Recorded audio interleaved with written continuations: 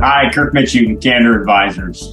Hey, we've gotten a number of inquiries in the last few weeks about why it is that you have to be a certain size to sell your company, or probably better said, or rephrasing, coalescing all the questions. Why is there so much preference for being a certain size to attract private equity or strategic buyers? There's couple of really simple reasons that there's sort of sweet spots in selling your company.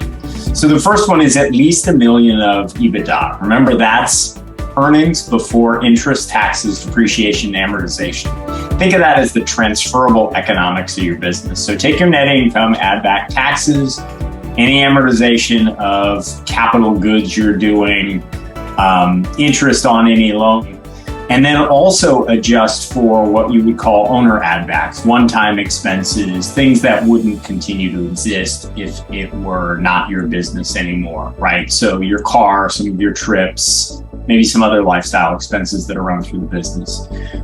If you're at least $1 million, right, then there is a group of buyers out there for you. But the first real sweet spot is above $2 million of adjusted EBITDA. Then you start to attract some of the middle market private equity groups. Not that many strategics, depending on the kind of business you have. There are definitely some strategic buyers that are in the same business. They're just bigger versions of you that are interested above $2 million.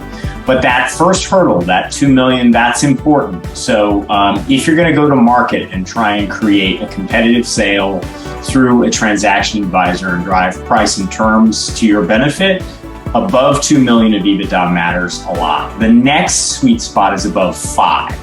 5, you attract the bulk of what you would call kind of not only middle market private equity firms, but even some of the bigger private equity firms, a lot of the family offices, most of the strategic buyers.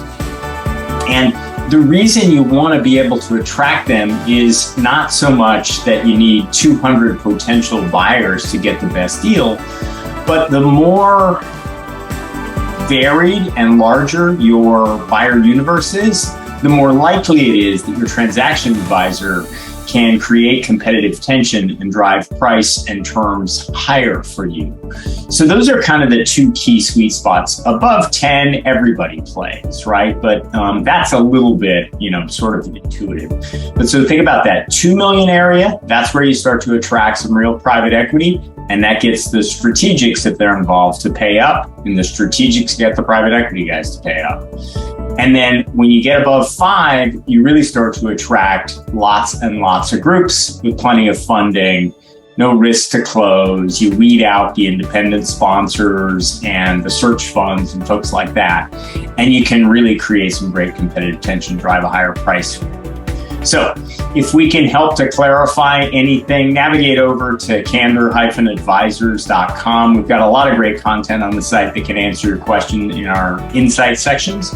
And if we can do more than that, if you want to engage with us, if you want to have an initial chat, go ahead and fill out the form submission on the site and let's talk. Have a great week.